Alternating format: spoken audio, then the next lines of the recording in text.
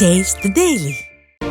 மக்களை காப்போம், தமிழகத்தை மீட்போம் என்ற எழுச்சி பயணத்தின் 6வது நாளாக அதிமுக பொதுச் செயலாளர் எடப்பாடி கே பழனிசாமி கடலூர் தெற்கு மாவட்டம் நெய்வேலி சட்டமன்ற தொகுதியில் பல்வேறு விவசாய அமைப்புகளின் முக்கிய நிர்வாகிகளை சந்தித்து அவர்களோடு கலந்துரையாடி அவர்களது கோரிக்கை மனுக்களை பெற்று உரையாற்றி வருகிறார்.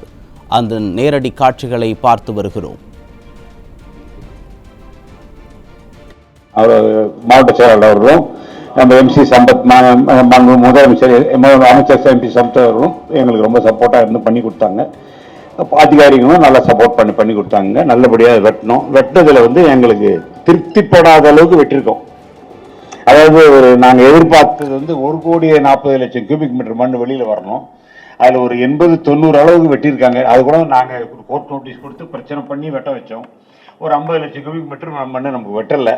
சரி, இதையாவது வெட்டாங்களே நினைச்சிட்டு சந்தோஷப்பட்டுட்டு நாங்கள் இருக்கிறோம். அது எங்களுக்கு 2 கிராப்ல ஒரு 6 கிலோமீட்டர் தான் இங்கே நல்லபடியாக வெட்டிருக்காங்க. ஒரு 6 கிலோமீட்டர் நல்ல நெய்வேலியால் பாதிக்கப்பட்ட 6 கிலோமீட்டர்ல மண் எடுக்கலை, சரியா எடுக்கலை. இன்னும் ஒரு 30-40 கோடி ரூபாய்க்கு மண் எடுத்தா தான் அதை நம்ம பழையபடி அடைய முடியும். அது இருந்த பணத்தில் எடுத்திருக்கலாம், ஆனால் எடுக்க முடியல. அது பல்வேறு காரணங்களால் எடுக்க முடியல, எடுக்கல. அதுக்கே ரொம்ப பிரச்சனைகள்லாம் உருவாகி எங்களையே ஆளே க்ளோஸ் பண்ணுற ஸ்டேஜுக்கெல்லாம் போய் நாங்கள் தாண்டி எடுத்து கரையேறிட்டோம். அது இப்போ எங்களுக்கு நடந்து இந்த வழக்கு ஜீவோ போட்டது நீங்க, ஆனா வேலை நடந்தது திமுக ஆட்சியில. ஜீவோ போட்டது நீங்க போட்ட ஜீவோ தான். சத்யகோபால் இருந்தாருங்களா, அவர் காலத்துல ஜீவோ போட்டதுங்க. அதே மாதிரி அந்த அருவாள் முக்குன்றது கடலூர் மாவட்டத்தில் 4 ஆறுங்க. 4 ஆறுல பண்ணையாருக்கும் வெள்ளாத்துக்கும் கடல்ல முகத்துவாரம் இருக்கு. பரவனாவும் கெட்டுகளும் ஒரு முகத்துவாரத்தில் போறது பிரிச்சு எடுத்து தனியாக ஒரு முகத்துவாரம் உருவாக்குறது அருவாள் முக்கு திட்டம். அதுக்கு பேரிடர் மேலாண்மை மூலம் 62 கோடி ரூபாய் நீங்க தான் போட்டு வாங்கி கொடுத்தீங்க. அந்த 62 கோடி ரூபாய் இப்ப எக்ஸ்டெண்ட் பண்ணி 181 கோடி கொஞ்சம் வால் எல்லாம் போடணும்னு சொல்லி எக்ஸ்டெண்ட் பண்ணாங்க. அதிகாரிகள்லாம் சொல்லி மாத்தினாங்க. அது சென்ட்ரல் கவர்மெண்ட் கிளியரன்ஸுக்கு போய் இப்பதான் அது வேலை நடந்துட்டு இருக்குங்க. அது நடந்தா இந்த பெருமாளேரி 40 கிராம மக்களை வாழ்வாதாரத்தை காப்பாத்துதுங்க. எப்படின்னா, ஒரு கிராப்ல இருந்த நாங்க 2 கிராப்புக்கு மாறுறோம். அறுவல் முக்குன்றது 100 கிராம மக்களை உயிரை காப்பாத்துதுங்க. அதாவது வெள்ளத்தால வெள்ளங்கள் பெரிய வெள்ளம் 2015 பள்ளிவாரங்கள நெய்வேலியில இந்த கெஸ்ட் ஹவுஸ் எல்லாம் தண்ணி ஒரு மாடி அளவுக்கு தண்ணி போச்சுங்க. அப்ப நாங்க இப்போ அந்த ஏரி உடஞ்சி இருந்ததுன்னு சொன்னா அது பெட்டிஷன் அப்பதாங்க நாங்க உங்களுக்கு பெட்டிஷன் கொடுத்தோம். 15 பெட்டிஷன் கொடுத்தோம். அந்த பெட்டிஷன் அதுக்கப்புறம் தொடர்ச்சி அது கொஞ்சம் கொஞ்சமாக டெவலப் ஆகி இந்த ஃபண்ட் வந்ததுங்க. எனியோ நாங்க எங்களுக்கு 2 கோரிக்கை வாழ்க்கையில, வேற எந்த கோரிக்கையும் நான் உங்ககிட்ட நாங்க கேட்கல. 2 கோரிக்கை நிறைவேறி போச்சு உங்களால. அதுல முழுமைப்படுத்தப்பட்டது 1 முடிஞ்சு போச்சு, 1 முடியுதுன்னு ஒரு 3 மாசத்துல முடியுங்க. உங்க பக்கத்து நல்ல சேலத்துக்கு பீப்புள் தான் செய்யறாங்க, நஷ்டத்துக்கு செய்யறாங்க, நல்லா செய்யறாங்க. அது அந்த கம்பெனி பேர் எனக்கு தெரியலைங்க. அந்த கம்பெனி நான் கிட்ட கூட போகலைங்க. நம்ம போனாலே அந்த வேலை பாதிக்கப்பட்டுரும், நான் கிட்ட போகல. இப்போ இருக்கிற சூழ்நிலையில நம்ம போய் மாட்ட வேணாம்னு சொல்லிட்டு நான் ஒதுங்கி நிக்கிறேங்க. பட் ஆனா வேலை நல்லா செய்யறாங்க, அருமையா செய்யறாங்க. சேலத்து மக்கள் நல்லா செய்யறாங்க. அந்த வேலை முடிஞ்சதுன்னு சொன்னா இந்த 100 கிராமம், அதாவது மணிமுத்தாறுன்னு ஒரு ஆறு இருக்கு விருதாலயத்தில், அந்த ஆத்தினுடைய தண்ணியும் இந்த எல்லாமே சேர்ந்து ஒரு 40 ஸ்கொயர் கிலோமீட்டருடைய தண்ணி ஒரு மோதுவாரத்தில் போய் பிரிக்கிறது தான் அருவாள் முக்கு. இது பிரிட்டிஷ்காரன் காலத்துல கெஸ் பண்ணதுங்க. பிரிட்டிஷ்காரன் காலத்துல செய்யல. சென்னை ராஜதானி அவங்க பிரசிடென்சி இதுவங்க நடத்துறாங்க இல்லைங்க, அவங்களும் செய்யல. காங்கிரஸ் கவர்மெண்ட் செய்யல, திமுக கவர்மெண்ட் செய்யல, அண்ணா திமுக கவர்மெண்ட்டும் செய்யல. நீங்க தான் செஞ்சீங்க. அதுக்கு நாங்க நன்றி தெரிவிக்க தான் நாங்க வந்தோம். அது அண்ணா திமுக இருக்கலாம். அண்ணா திமுக திரு முதல்வர் இருந்தாங்க. நீங்க முதல்வராக இருந்து விவசாயிகளின் கஷ்டம் தெரிஞ்ச ஒரு முதல்வராக இருந்தனால நீங்க அதை செஞ்சீங்க. இது வரைக்கும் எங்களுக்கு அது கிடைக்கல. கிடைச்சதுக்கு நன்றி சொல்லதான் நாங்க வந்தோம். நாங்க வேற ஒன்றும் உங்ககிட்ட கோரிக்கை வைக்கல. இந்த நன்றியை பாராட்டி நீங்க ஜெயிச்சு வரணும், முதல்வர் ஆசனத்தில் நீங்க அமரணும். எங்களுக்கு அந்த குறையா இருக்கிற வேலையில் செய்யணும். இதுல நாங்க விவசாயிகள் மட்டும் வரலைங்க. விவசாயிகளா இருக்கிற பெருமாளேரி விவசாயிகள்ல இவர் நம்ம தமாகவுடைய மாவட்ட தலைவர் இவர் பிஜேபி மாவட்ட துணைத் தலைவர். அவர் பாமகவுடைய செயலாளர், பாமக பொறுப்பாளர். பிஜேபி இவருங்க அக்னி வரல, வெளியில் இருக்கிறார் பாரு. வெளியே அக்னி கிருஷ்ணமூர்த்தியின் பிஜேபியினுடைய தலைவர், அவரு எங்க ஊருக்காரருங்க. இது 40 கிராமம் பெருமலையின் கீழே இருக்குங்க. 40 கிராமம் உயிர் வாழ்க்கை உயிரை சாப்பிட்றத கொடுத்துட்டீங்க, 100 கிராமத்தை உயிரை காப்பாத்திட்டீங்க. இதுதான் நீங்க செஞ்சு கொடுத்த நன்றி. இது சம்பந்தமா வேற ஏதாவது உங்க ஆட்சி வந்தப்புறம் வெட்டணும்னா நாங்க உங்களை கேட்கறோம், நீங்க வெட்டி கொடுங்க. ஏதாவது பாக்கி இருக்கிறது அது வெளிப்படையே தாசாவனான்றதுக்காக பாலிஷா பேசிட்டு இருக்கீங்க. எங்க அவர் அக்ரி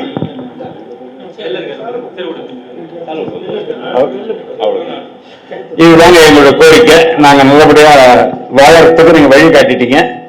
நீங்க வாழறதுக்கு நீங்க அவரை அமர்றதுக்கு நாங்க வழிகாட்டுறோம். முந்திரி உற்பத்தியாளர்களுடைய சங்கத்தினுடைய தலைவர் மலர்வாசகம் அவர்கள் அவர் முந்திரி சார்பாக கருத்துரையாற்றும்.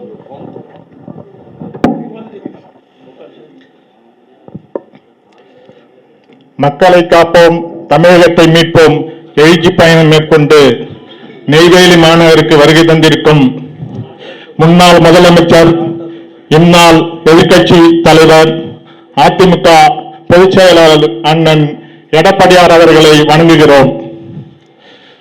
தமிழ்நாடு முந்திரி உற்பத்தியாளர் மற்றும் ஏற்றுமதியாளர் சங்கத்தின் சார்பாக கடந்த ஆட்சியில், அதிமுக ஆட்சியில், எடப்பாடியார் தலைமையிலான ஆட்சியில் ஜிஎஸ்டி முதலில் அறிமுகப்படுத்தப்பட்ட போது முந்திரிக்கு 12% வரி விதிக்கப்பட்டது.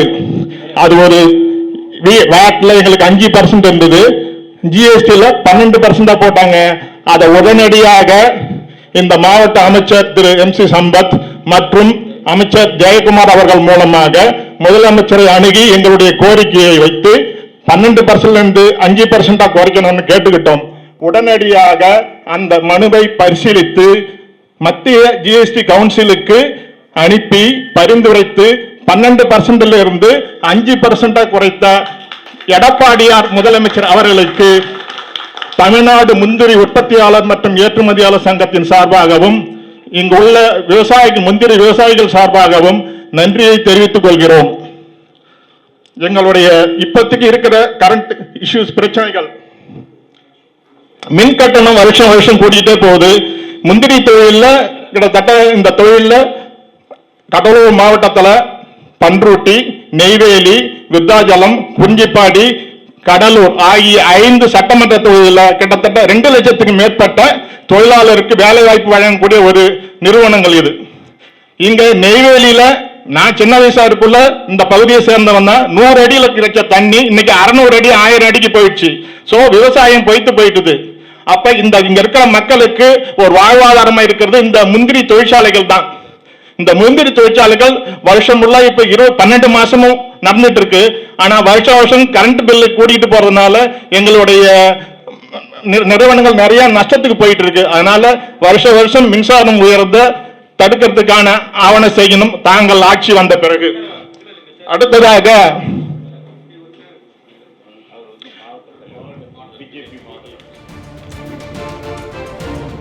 அடுத்ததாக இங்க இருக்கிற முந்திரி தொழிற்சாலைகளுடைய உற்பத்தி திறன், அதை பதப்படுத்தும் திறன் 2 லட்சம் மெட்ரிக் டன்.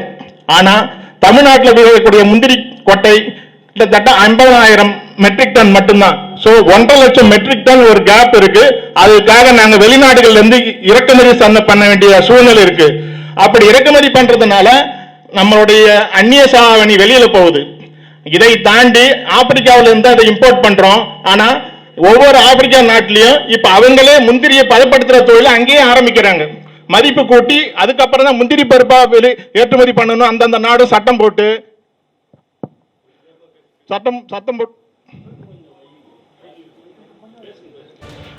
முந்திரி கோட்டை இங்க வரதுக்கான வாய்ப்புகள் காலப்போக்கில் இன்னும் ஒரு 5 வருஷத்துல இம்போர்ட் முந்திரி கோட்டையே வரதுக்கான வாய்ப்பு இருக்காது மாதிரி தெரியுது.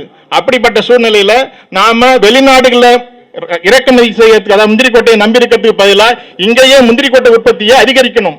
அதுக்கு நான் எங்க சங்கம் சார்பா தேசிய முந்திரி தினம் நவம்பர் 23ஆம் தேதி கொண்டாடுறோம். அந்த தேதியில கடந்த வருஷம் 500 முந்திரி கன்றுகள், வீரியமிக்க முந்திரி கன்றுகள் வாங்கியாந்து இலவசமா விவசாயிகளுக்கு கொடுத்து அதை ஒரு ப்ராஜெக்டா, பைலட் ப்ராஜெக்டா பண்ணி ஸோ அவங்க அந்த 3 வருஷத்துக்கு அவங்களுக்கு மானியமா ஒரு கண்ணுக்கு 1000 ரூபாய் நாங்களே கொடுக்குற மாதிரி உத்தரவாதம் கொடுத்து வீரியமிக்க கண்ணுகளை வளர்க்கணும்னு பண்ணிட்டு இருக்கோம். ஸோ அரசாங்கம் தாங்கள் அடுத்த வருஷம் ஆட்சி அமைத்த பிறகு அரசாங்க சப்போர்ட்டோட நிறைய இந்த ஃபாரஸ்ட் லேண்ட் இருக்கு, வேஸ்ட் லேண்ட் நிறைய இருக்கு, அதெல்லாம் முந்திரி கன்றுகளை பயிரிட்டு முந்திரி உற்பத்தியை அதிகரிக்கணும். அப்பதான் இங்க இருக்கிற தொழிலாளருக்கு தொடர்ந்து எங்களால வேலை வாய்ப்புகளை கொடுக்க முடியும். அதற்கான ஆவணம் செய்யணும்னு உங்களை கேட்டுக்கிறேன். அடுத்ததா இங்க இது ஒரு ஆண்டு பயிர் 3 மாசத்துக்கு தான், ஏப்ரல் மே ஜூன் இந்த மாசத்துல தான் விளையும். ஸோ அது அந்த டைம்ல இப்ப பருவநிலை மாற்றத்தினால மழை பெய்யறதுனால காய வைக்கிறது ரொம்ப கஷ்டமா இருக்கு. அதனால ஒரு கவர்மெண்ட் ட்ரையிங் யார்டு பண்ணணும்னு சொல்லிட்டு நாங்கள் ரொம்ப நாளா கோரிக்கை வச்சுட்டு இருக்கிறோம். அது இன்னும் பண்றாங்க, பட் இன்னும் அதிகமா பண்ணணும். அதே மாதிரி இந்த முந்திரி கோட்டைகளை 3 மாசத்துல விளையிறது இங்க விளைஞ்சாலும் இல்லை இம்போர்ட் பண்ணாலும் அதை சேவ் பண்ணி ஸ்டோர் பண்ணி வச்சுக்கிட்டு தான் வருஷம் ஃபுல்லா நாங்கள் உடைக்கணும். அதுக்கு குடோன் வேர் ஹவுஸ், கவர்மெண்ட் வேர் ஹவுஸ் இங்க ஃபெசிலிட்டி பத்தல. பண்ருட்டி ஏரியாவில் ஒரே ஒரு வேர் ஹவுஸ் தான் இருக்கு பண்ருட்டியில், அதுக்கு இடம் பத்தல. அதை நெல்லிக்குப்பம் ஆலைக்கு வாடகை கொடுத்துட்றாங்க. விவசாயிகளுக்காக கட்டப்பட்டது ஆலைகளுக்கு கொடுத்துட்றாங்க. அதனால எங்களுக்கு இடம் வசதி அங்கே ஸ்டோர் பண்றதுக்கு கிடைக்க மாட்டேங்குது. அடுத்தது இந்த முந்திரி தொழிலுக்கு மின்சாரம் நிறைய தேவைப்படுது.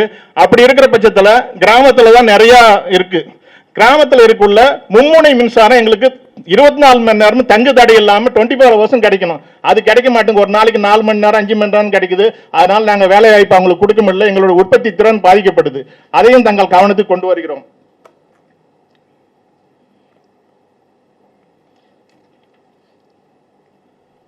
இப்ப இந்த ஆட்சியில நாங்க ரொம்ப நாளா கேட்டுக்கிட்டு இருந்தது முந்திரி வாரியம் அமைக்கணும் அப்படின்னு சொல்லிட்டு கேட்டு இருந்தோம். இந்த ஆட்சியில் அதற்கான அறிவிப்பு வந்திருக்கு. குறைந்த அளவில் பட்ஜெட் ஒதுக்கிட்டு தான் தெரியும். பட் அதுக்கான செயல்பாடுகள் இது வரைக்கும் ஒன்றும் வெளியில தெரியல. தாங்கள் ஆட்சிக்கு வந்த பிறகு அந்த முந்திரி வாரியத்துக்கு அதிக நிதி ஒதுக்கி முந்திரி தொழில் சார்ந்த நபர்களை அதுல சேர்மனாவோ இல்லை உறுப்பினராவோ நியமித்து இந்த தொழில் உயர்றதுக்கு வாய்ப்பு கொடுக்கணும் உங்களுடைய வேண்டி கேட்டுக்கிறேன். ஏன்னா இது இந்த தொழிலை நம்பி கிட்டத்தட்ட 2 லட்சம், அதுலயும் பெருப்பா சமூகத்துல பொருளாதாரத்தில் மிகவும் பின்தங்கி இருக்கிற மக்கள் தான் இந்த தொழிலில் இருக்காங்க, வேலை செய்யறவங்க. சமூகத்திலையும் social and economically weaker section people தான் இதில் ஒர்க் பண்றாங்க. அதிலும் பெண்கள் குறிப்பாக. ஸோ 95% பெண்கள், கிட்டத்தட்ட 1.5 லட்சம் பெண்கள் இதில் ஒர்க் பண்றாங்க. அவங்களுக்கு ஒரு வேலை வாய்ப்பு கொடுத்து அவங்க வாழ்வாதாரத்தை நீங்க நிலைநிறுத்துற மாதிரி செய்யணும்னு வேண்டிக்கிறேன். நன்றி.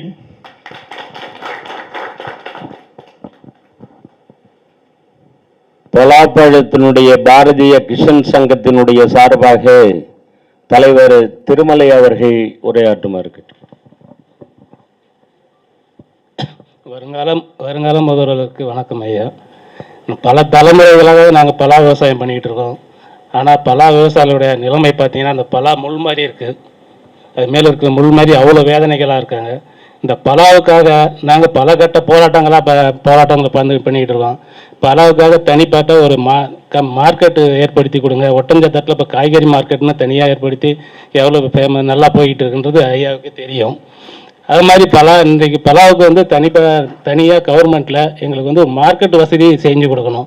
என்னன்னா இன்னைக்கு பண்ருட்டியை பொறுத்தளவுக்கு ரோட்டில் வச்சுக்கிட்டு விற்கிறாங்க. இப்போ சமீபத்தில் இந்த வருஷத்தில் கூட ஒரு 5 ஆக்சிடென்ட் 5 உயிரிழப்பு ஏற்பட்டிருக்கு. இரவு நைட்டு 12 மணிலேருந்து ரோட்டில் விற்றுக்கிட்டு விவசாயிகள் அவங்க படுற துயரம் அளவே இல்லாத துயரமாக இருக்குது.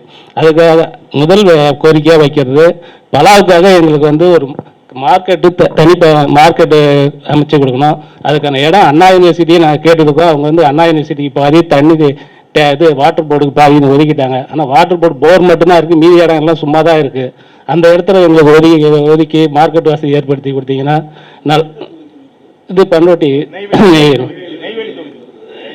ஏன்னா அண்ணா யூனிவர்சிட்டிக்கு பாதி எடுத்துட்டாங்க. தண்ணி வாட்டர் போர்டுக்காக வாட்டர் போர்டுன்றது அங்கே வெறும் போர் மட்டும்தான் இருக்க போகுது, மீதி இடம் பூரா சும்மா தான் இருக்க போகுது. அது போர் இருக்கிற இடத்துல மட்டும் ஒரு காம்பவுண்ட் பண்ணிட்டு மீதி இடத்த பண்ணி கொடுத்தாங்கன்னா அது ஒரு சென்டர் பாயிண்டாக இருக்கும் எங்களுக்கு. அந்த இடத்த பண்ணி கொடுத்தீங்கன்னா நல்லா இருக்கும் ஐயா. அடுத்து இந்த பலா பார்த்தீங்கன்னா ஜூன் ஜூலை இந்த 2 மாதத்தில் பார்த்தீங்கன்னா அறுவடை அதிகமாக இருக்குது. அறுவடை அதிகமாக இருக்கும்போது விலை வீழ்ச்சி ரொம்ப கம்மியாக போயிடுது. கேட்கறதுக்கு ஆளே கிடையாது. ஒரு பலாக்கா 10 ரூபா 5 ரூபா இல்லை கேட்கவே இல்லை, அப்படியே தூக்கி ரோட்டில் கொட்டிட்டு ஆற்றுல கொட்டிட்டு வராது. இதை நம்ம இதை இது பண்ணணும், இது மதிப்பு கூட்டுறதுக்கான ஒரு இது பண்ணணும். எங்களுக்கு சேமிப்பு கிடங்கு ஏற்படுத்திக்கணும். நாங்களும் இதை பல முறை கேட்டுக்கிட்டே இருக்கோம், எங்களுக்கு சேமிப்பு கிடங்கு ஏற்படுத்தி கொடுங்க. இப்போ உள்ள கவர்மெண்ட்டுக்கும் பண்ணணும். ப்ராஜெக்ட் ஆரம்பித்தாங்க, ஸ்டே வாங்கி நிறுத்திட்டாங்க, அதுவும் நின்று போச்சு அந்த இதுவும். அது ஏதோ ஊர் பிரச்சனையா அது ஏதோ இட பிரச்சனையா அவங்க ஸ்டே வாங்கி அதை நிறுத்திட்டாங்க, அதுவும் நடக்கல. அது மாதிரி பலா வந்து ஒரு மருத்துவ குணம் கொண்ட ஒரு பயிர். அதை வந்து வெளியே கொண்டு யாராவது வந்து நிறைய வேஸ்ட் ஆகுது.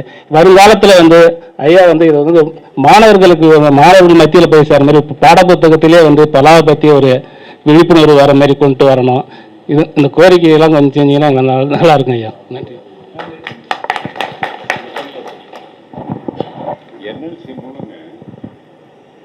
தனியார் கூட்டமைப்பினுடைய மூலமாக தனியார் பள்ளியினுடைய கூட்டமைப்பினுடைய தலைவர் ஞானசம்பந்தம் அவர்கள் கருத்துரை கூறுமாறு கேட்டுக்கொள்கிறேன்.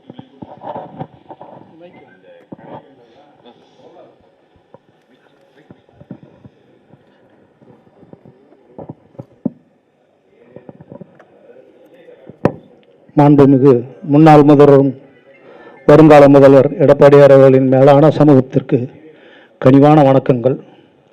தனியார் பள்ளிகளின் இன்றைய அவலநிலை குறித்து மறுவாழ்வு அளிக்க ஆவணம் செய்யுமாறு தங்களின் மேலான பார்வைக்கு சமர்ப்பிக்கிறேன்.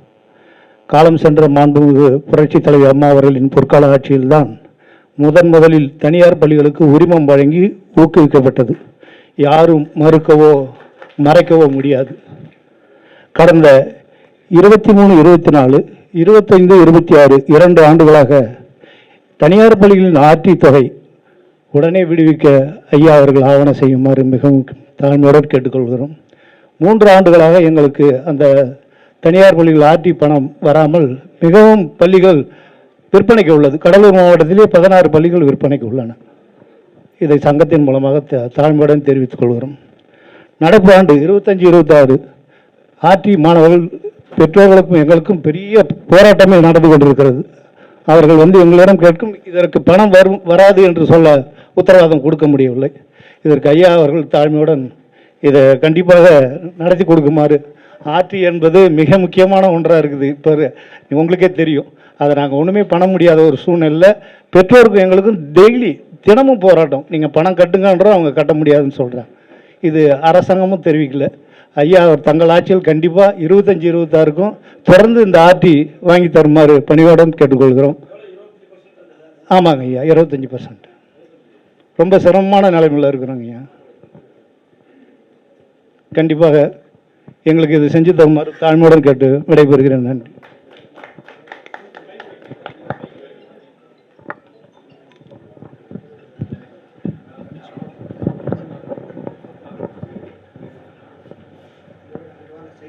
இப்பொழுது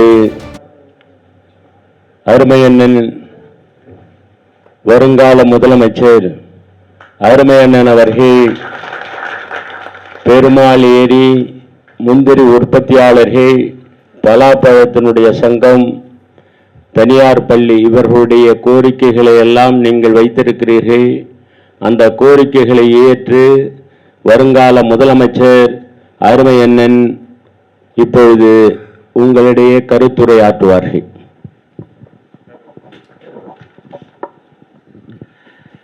மாண்புமிகு அம்மா அவர்களை வணங்கி, இங்கே விவசாய பெருமக்கள்,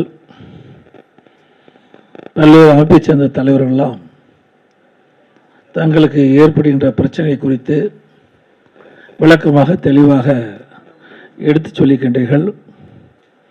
இந்த நிகழ்ச்சிக்கு மரியாதைக்குரிய முன்னாள் அமைச்சர், மாவட்ட கழக செயலாளர் திரு சுரத்தூர் ராஜன் அவர்களே, முன்னாள் எம்எல்ஏ அறிவிச்ச குமரகுரு அவர்களே, முன்னாள் எம்எல்ஏ சிவசுப்பிரமணியம் அவர்களே, பெருமாள் ஏரி சங்கத்தினுடைய தலைவர் மரியாதைக்குரிய பெரியவர் பெரியார் ராமலிங்கம் அவர்களே, தலைவர் நீங்க எழுதுறது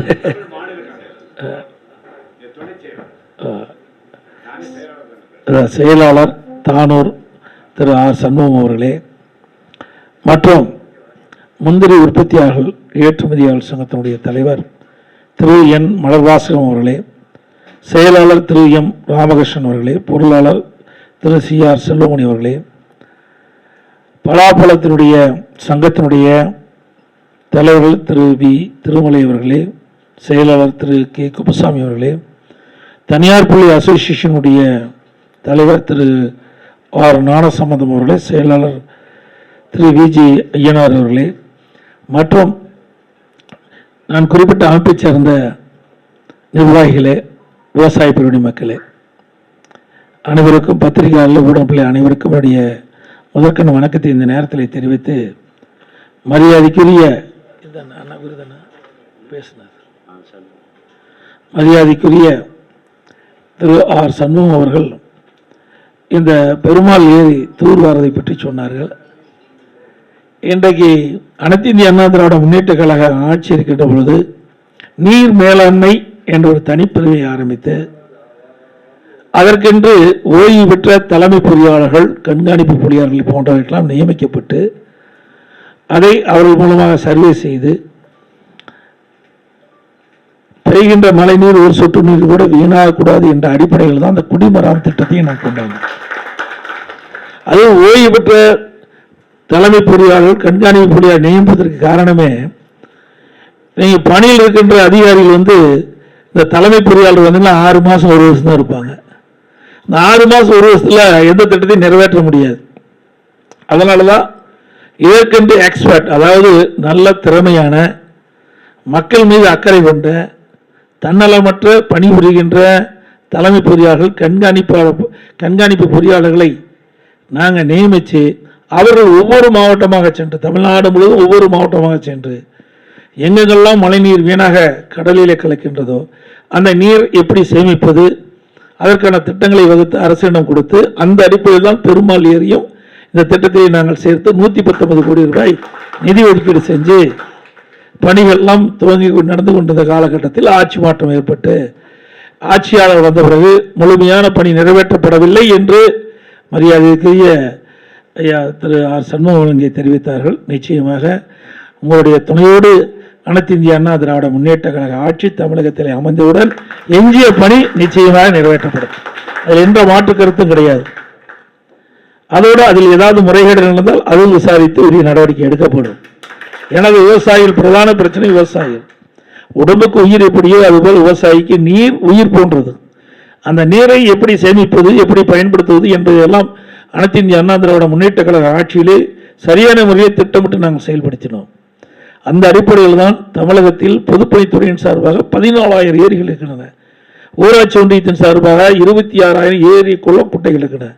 இதையெல்லாம் தூர்வார வேண்டும் என்ற காரணத்தை அடிப்படையிலே சுமார் 1,240 கோடி ரூபாய் நிதி ஒதுக்கீடு செய்து முழுக்க விவசாய பங்களிப்போடு இந்த பணியை நாங்கள் துவக்கி பொதுப்பணித்துறையின் சார்பாக 6,000 ஏரிகள் முதற்கட்டமாக அந்த தூர்வாரப்பட்டது 1,240 கோடி ரூபாயிலே.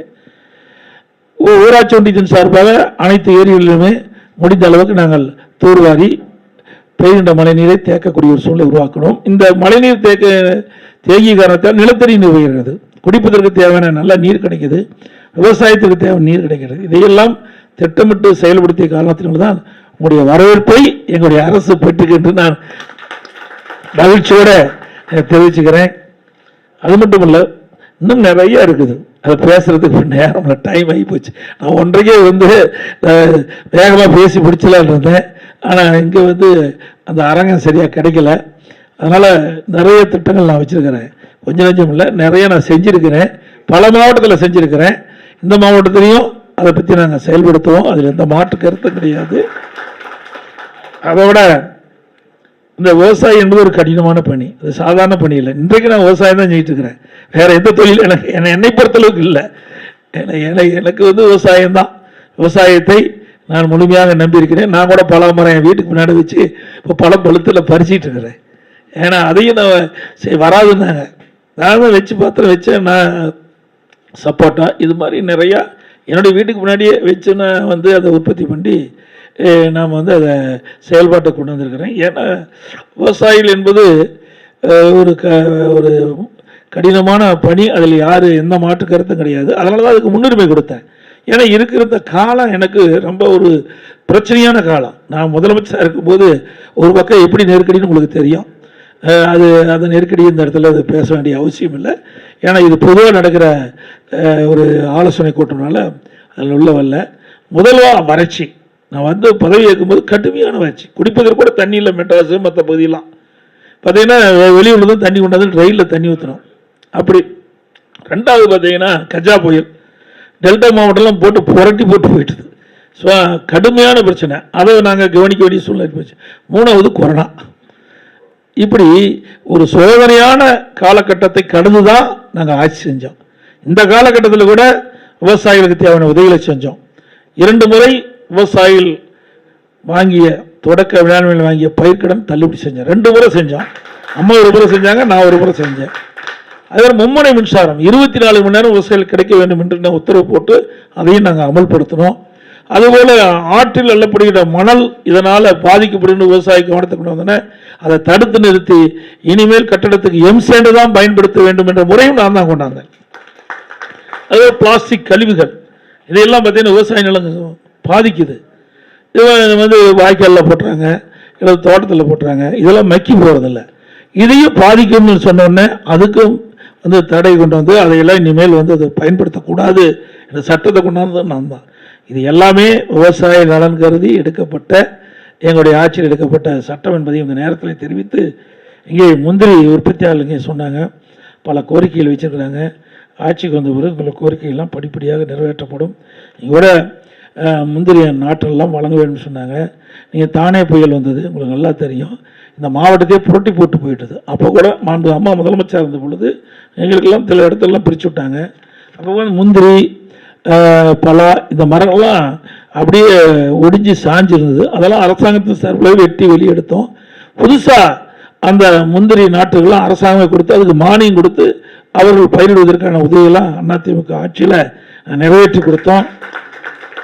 அதோட பணி இந்த முந்திரி தொழில் செய்கின்ற பணியாளர்களுக்கு வீடெல்லாம் குடிசையாக இருந்தாலும் காற்றில் பறந்துட்டது. அம்மா அவர்கள் கடலூர் மாவட்டத்தை குடிசையில்லா மாவட்டமாக ஆக்கும்னு சொல்லி 1000 கோடி ஒதுக்கி 90,000 வீடுகள் கட்டி கொடுத்தாங்க அவர்களுக்கும் அந்த தொழிலாளர்களுக்கும். அதே போல் இங்கே கூட சொன்னாங்க வெளிநாட்டிலிருந்து போகிறதெல்லாம் இன்றைக்கி குறையுது, நம்ம நாட்டிலேயே தமிழகத்திலேயே இந்த முந்திரி பயிர்கள் அதிகமாக கொடுத்து நாற்று கொடுத்து அதை அதிகப்படுத்தினா தான் நம்முடைய தொழிலாளர்களுக்கு வேலைவாய்ப்பு கிடைக்கும். இந்த பகுதியை பொறுத்த வரைக்கும் 5 சட்டமன்ற தொகுதி உள்ளடக்கிய பகுதியில் சுமார் 2 லட்சம் தொழிலாளர்கள் இந்த தொழிலை நம்பி இருப்பதாக கொண்டாந்துருக்கிறீங்க. நிச்சயமாக அதற்குண்டான நடவடிக்கைகளும் நாங்கள் எடுப்போம் என்பதை இந்த நேரத்தில் தெரிவித்துக்கிறோம். பலாப்பழம் என்பது மார்ச் மாதத்தில் தொடங்கி மே மாதம் வரைக்கும் இருக்கிற ஒரு சீசன். அதில் அந்த சீசன் வரும்போது அதை சேமித்து வைக்க வேண்டும் என்ற ஒரு கருத்தை சொல்லியிருக்கிறீங்க. அதை எப்படி பாதுகாக்க வேண்டும், அதை எப்படி பதப்படுத்த வேண்டும், அதை மதிப்பு கூட்டு செஞ்சு அந்த பல பயிரிடுகின்ற அந்த விவசாயிகளும் பாதிக்காத அளவிற்கு எந்தெந்த வகையில் நடவடிக்கை எடுக்கணுமோ அந்தந்த வகையில் நாங்கள் நடவடிக்கை எடுப்போம் என்பதையும் இந்த நேரத்தில் தெரிவித்துக் கொள்கின்றேன். அதே தனியார் பள்ளியில் இங்கே சொல்லியிருக்கிறீங்க, இது ஏற்கனவே நான் அறிக்கையை வெளியிட்டேன். இந்த அரசாங்கம்னா அதுக்கு சேத்துல அதுக்குள்ள நான் பணத்தை கொடுக்கலைன்னு நாங்களா ஏற்கனவே என்னுடைய அறிக்கையில் நீங்கள் பார்த்துருப்பேன். நான் அறிக்கை வெளியிட்டேன், அதையும் கவனத்தில் எடுத்துக்கொள்ள இந்த நேரத்தில் தெரிவித்து, கால நேரம் சுருக்கமாக இருக்கின்ற குறுகி இருக்கிற காலத்தினால தான் இன்னும் அதிகமாக உங்களோட ஆலோசனை பெற முடியாத சூழ்நிலை இருக்கிறது. நிச்சயமாக எங்களுடைய அரசு விவசாயியுடைய நலன் காக்கின்ற அரசு என்பதை மட்டும் இந்த நேரத்தில் தெரியும். விவசாயிகளுக்கு எந்தெந்த வழியில் நன்மை செய்ய முடியுமோ அந்தந்த வழியிலே நன்மை செய்ய நாங்கள் தயாராக இருக்கின்றோம். உங்களுடைய நல்ல ஆலோசனைகளை எல்லாம் நிச்சயமாக நாங்கள் பெற்று அந்த ஆலோசனையிலும் நாங்கள் உள்வாங்கி அதை அரசின் மூலமாக செயல்படுத்துவோம். அது விவசாய தொழிலாளிகளும் அதே போல தான், விவசாயிகள் இப்படியோ அதே போல விவசாய தொழிலாளிகளும் நாம் கவனமாக எடுத்துக்கொண்டு அவர்களுக்கு பசு வீடுகளை நாங்கள்லாம் தந்துக்கிட்டு இருந்தோம். அவர்களுக்கு விலையில்லா ஆடுகள், விலையில்லா கறவை மாடுகள், விலையில்லா கோழி, இப்படி நிறைய நாங்கள் வசதி செஞ்சு கொடுத்துருக்குறோம். அது மட்டும் இல்லை, விவசாயிகள் ஊதலில் கால்நடை வளர்ப்பு அதையும் நாங்கள் கவனமாக எடுத்துக்கொண்டு தான். நான் வெளிநாடு போகும்போது பஃபலோ பால் பண்ணைக்கு போனேன். அந்த பால் பண்ணையில் ஒரு பசு ஒரு நாளைக்கு 65 லிட்டர் பால் கொடுக்குது. அதே மாதிரி நம்முடைய பகுதியிலையும் இந்த பால் உற்பத்தியை பெருக்க வேண்டும், இரட்டிப்பு வருமான விவசாயி கிடைக்க வேண்டும் என்று கருதி தான் நம்முடைய கள்ளக்குறிச்சிக்கும் சேலத்துக்கும் இடையில அந்த பார்டரில் பிரம்மாண்டமான 1000 ஏக்கரில் 1000 கோடி ஒரு பிரம்மாண்டமாக கால்நடை ஆராய்ச்சி, அதாவது கால்நடை பூங்கா ஒன்று ஆரம்பித்தோம். இந்த ஆட்சியாளர்கள் அதையும் அரசியலாக்கி அதை இன்று வரை பூட்டி தான் வச்சிருக்கிறாங்க. நான் முதற்கட்டமாக திறந்தோம், அந்த கால்நடை மருத்துவக் கல்லூரி ஆராய்ச்சி நிலையத்தை திறந்துட்டோம். அதுக்கு பிறகு அந்த ஆராய்ச்சி நிலையத்தில் இந்த அரசாங்கம் இன்னும் செயல்பாட்டு கொண்டாடல. உண்மையிலே வருத்தம். ஆயிரக்கணக்கான கோடி செலவு வேண்டி அதை அப்படியே பூட்டி வச்சிருக்கிறாங்க. இந்த திட்டத்தை நிறைவேற்றுகின்ற பொழுது நம்முடைய விவசாயிகளுக்கு கலப்பின பசுக்களை உருவாக்கி நம்முடைய மாநிலத்திற்கு நம்முடைய பகுதி தட்பவெப்ப நிலைக்கு ஏற்றவாறு பசுக்களை உருவாக்கி இலவசமா விவசாயிகளுக்கு விவசாய தொழிலாளி கொடுப்பது, ஆடுகளை வளர்த்து கொடுப்பது, மீன் வளர்ப்பது, பன்றி வளர்ப்பது, இப்படி விவசாயிகள் சார்ந்த உபத்தொழில் செயல்படுத்துகிறது. நம்முடைய கலப்பின பசு ஒரு நாளைக்கு 40 லிட்டர் பால் கொடுக்கக்கூடிய அளவுக்கு தான் திட்டம் தீட்டி வச்சிருந்தோம். நிச்சயமா உங்களுடைய ஆதரவோடு அந்த திட்டம் நிறைவேறும். அது மட்டும் இல்லை, அதை நீங்கள் போய் உள்ள பார்க்கறதுக்கு உங்களுக்கு அனுமதிக்க மாட்டாங்க. அது இப்போ எப்படி கட்டி முடிச்சான்னு எனக்கு தெரியல, நான் உள்ள போகல. விவசாயிகளுக்கு அங்கே ஒரு பயிற்சி கொடுப்பதற்குள்ள நான் ஒரு அரங்கெல்லாம் ஏற்படுத்தினேன். ஒரு பெரிய அரங்கை ஏற்படுத்தி அதில் படமாக எடுத்து விவசாயிகள் அந்த கால்நடைக்கு என்ன நோய் தாக்குது, அந்த கால்நடை என்னென்ன நோய் அறிகுறி, அதுக்கு என்ன வைத்தியம் செய்யணும் அப்படியெல்லாம் அந்த படமாக அந்த விவசாயி ஒவ்வொரு மாவட்ட விவசாயிகளும் சுமார் 100 விவசாயிகள் தங்குற மாதிரி அங்கேயே தங்கி 2 நாள் ட்ரைனிங் எடுக்கிற மாதிரிலாம் அதில் பண்ணியிருந்தேன். சாப்பாடு எப்பெல்லாம் நாங்களே கொடுத்து ட்ரைனிங் பண்ணி விவசாயிகள் அனுப்பிச்சா அந்த கால்நடை வளர்ப்புகின்ற விவசாயிகள் அதுக்கு கால்நடைக்கு ஏதாவது நோயை ஏற்பட்டால் அவர்களை சிகிச்சை கொடுக்கலாம். அது மட்டும் இல்லை, அந்த சிகிச்சை எங்கெங்கே அளிப்பது என்பதெல்லாம் நான் கொடுத்தோம். அதோட இன்னும் அட்வான்ஸாக விவசாயிகளுக்கு இன்றைக்கு பசு இருக்குது, நாட்டு பசு இருக்குது. இதுக்கு காங்கியங்காலை வேணால் காங்கியங்காலை, காங்கிய கிடேரி வேணால் கிடேரி. அதே போல் நம்ம கலப்பின பசுனா சிந்து பசுன்னா கிடேரி வேணால் கிடேரி. ஏன்னா காலை கன்று போட்டால் அதை வளர்த்துறது கிடையாது. அதனால் அந்த பால் உற்பத்தி பெருப்பதற்கு விவசாயிகளுக்கு கூடுதல் வருமானம் கிடைக்கின்ற வகையில் அந்த கிடேரி கன்று கிடைக்கின்ற ஒரு சூழலை உருவாக்குவதற்கு அது தனியாக நீங்கள் ஊட்டியில் 50 கோடியில் நான் ஆரம்பித்தேன், அது பாதியிலே நிறுத்தி விட்டாங்க, அதுவும் கிடக்குது. ஆக இதையெல்லாம் விவசாயியுடைய நலன் கருதி எடுக்கப்பட்ட முடியும். அது மட்டும் இல்லை, நம்ம ஆட்டு இறைச்சிகள் எல்லா பகுதிக்குமே பெரிய பெரிய நகரத்துக்கு அனுப்புவதற்கு எல்லாம் அது ப்ராசஸிங், அது ஒரு திட்டம் போட்டு அதையும் செஞ்சேன். அது எங்கே கொண்டு போயிட்டான்னு நினைக்கிறேன். இந்த மாவட்டத்திலிருந்து அந்த மந்திரி அவருடைய மாவட்டத்துக்கு தூக்கிட்டு எடுத்துக்கிட்டு போயிட்டாரு. ஆக இது எதற்காக சொன்னால் விவசாயிகள் கூடுதல் வருமானம் கிடைக்கணும். இருக்கிற வருமானம் போதில்லை. ஏன்னா மற்றவரோடு ஒப்பிட்டு பார்க்கும்போது விவசாய தொழில் பின்னடைந்திருக்கின்றது. மற்ற தொழில் வளர்ந்துட்டு போகுது, விவசாய தொழில் கீழே இறக்கமாக இருக்குது. ஆகவே நாம் மற்றவரோடு சரிசமமாக வாழ வேண்டும் என்று சொன்னால் விவசாயிகளுடைய உற்பத்தியை பெருக்குவது மட்டும் இல்லை, அதுக்கு உண்டான அதாவது விலையும் நமக்கு கிடைக்க வேணும். அதற்கு என்னென்ன வகையில் திட்டங்களை தீட்டி செயல்படுத்த வேண்டும் என்று எண்ணி நான் இருந்தேன். ஆனால் இடையில ஒரு கால சூழல் மாறிடுது. மீண்டும் 2026 உங்களுடைய ஆதரவோடு என்னுடைய ஆட்சி வரும் என்று நாங்கள் முன்னோக்கி நம்புகிறோம். அப்படி வருகின்ற பொழுது விவசாயிகளுடைய பிரதான கோரிக்கைகள் எல்லாம் நிறைவேற்றுவதற்கு எங்களுடைய அரசு தயாராக இருக்கும் என்பதை சொல்லி எங்களுடைய அழைப்பு ஏற்று அந்த இங்கே பல அமைப்பை சேர்ந்த நிர்வாகிகள் அத்தனை பேர் தங்களுக்கு ஏற்படுகின்ற பிரச்சனைகளை சுட்டி காட்டுவதற்கு நன்றி தெரிவித்து விடைபெறுகின்றேன். நன்றி, வணக்கம்.